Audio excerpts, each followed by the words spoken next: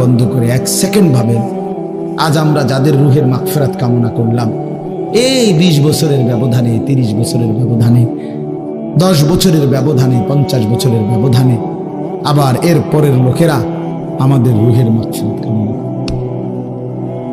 এটা কি পরিমাণ বাস্তবতা, কি পরিমাণ বাস্তব! এটাকে অস্বীকার করার, না বুঝার কিছুই নাই, মৃত্যুকে না বুঝার কিছুই নেই। কারণ এত বেশি জলজ্জান্ত আল্লাহ তাআলা এটা আমাদের সামনে দেখাইছেন, এত মানুষের মৃত্যু আল্লাহ আমাদের সামনে দেখাইছেন, এটাকে অস্বীকার করার, না বুঝার কিছুই কিছুই নেই। গাফেল সন্তান কোনো কিছুতেই যাকে কোনো আসর করে না। আহা, আপনারা জানেন না, আপনাদের এক এক ছেলের অবস্থা হলো কলিজাটা পাথর হয়ে গেছে, কোনো কিছুই তার কলিজা নাড়ায় না। এত শক্ত জানোয়ার যে খোদার 365 দিনে কোনো দিন ফজরের নামাজ পড়ে না, একদিনও না। মানুষের বাচ্চা এত বড় জানোয়ার হয় কেন? আরে তুই কোন মানুষের বাচ্চা? তুই কোন মার দুধ খাইলি? নাফরমান! কেমনে মানুষ হইল? এটা কি ধরনের মানুষ? একদিনও নামাজ পড়ে? ছি ছি ছি ছি ছি! মুসলমানের বাচ্চা এত বড় জানোয়ার হয় কেমনে? কোনদিন নামাজ পড়ে না, 6 মাসে 9 মাসে কোনদিন বলতে পারবে না নাফরমান কোনদিন 5 ওয়াক্ত নামাজ পড়ছে কিনা। হায় হায়, এত বড় অসভ্য! মায়ের সন্তান হয় কেমনে? বাবার সন্তান হয় কেমনে?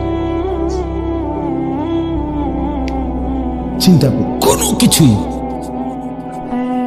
ছেলে পেলেদের হালাত হলে এই পরিমাণ লাগাম ছাড়া।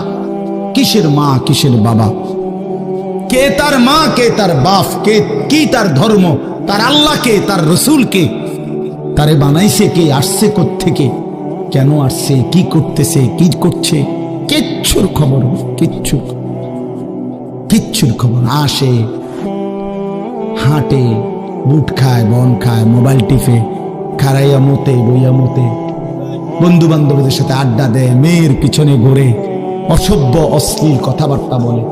এটা কি এটা জিন্দিগি? এগুলো ভেবে দেখেন। উফ, কোন সুস্থ স্বাভাবিক মানুষ এমন হয়? বলো ভাইয়া, বলো।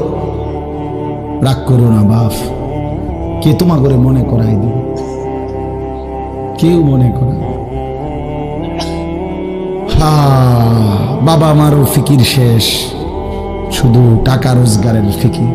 দেশে থাইকা পারো, নইলে বিদেশ গিয়া পারো, কোনো না কোনো ভাবে পয়সা রোজগার করো।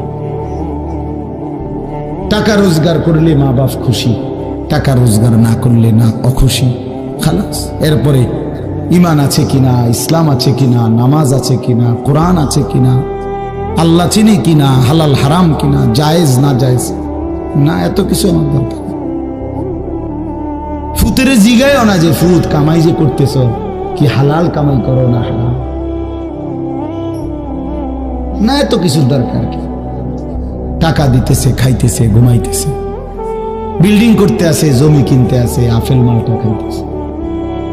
এক ছেলে আমারে নিজে বলছে, আমি সবার ব্যাপারে বলি না, এক ছেলে আমারে নিজে বলছে, হুজুর আমি একটা দেশের নাম বলছে, যেই দেশে আমার কর্মটা ছিল, চলে আসছে ওই দেশ থেকে।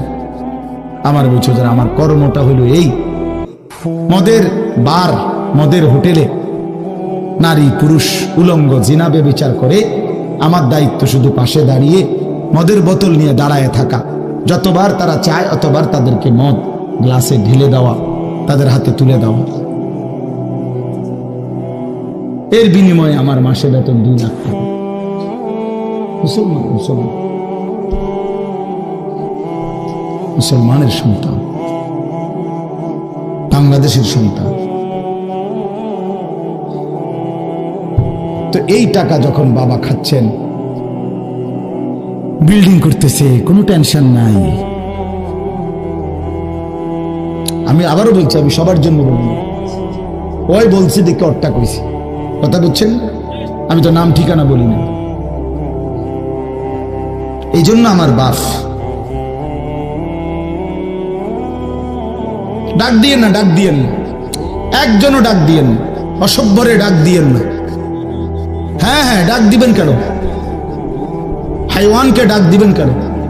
শুনেন, আপনারাই শুনেন, এত এত মানুষ শুনতে হবে না। যদি আমার এই কথা একজনে বুঝেন, আমি মনে করি এতটুকুই আমার লাভ।